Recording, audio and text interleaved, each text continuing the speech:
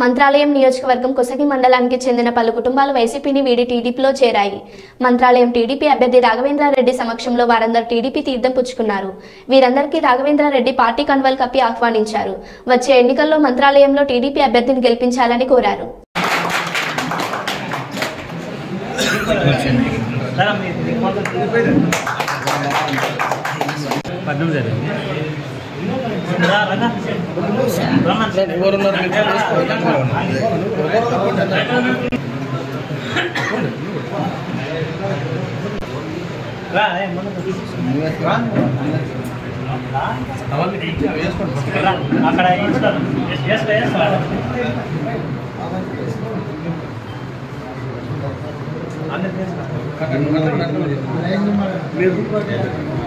अंदर group photo दिखा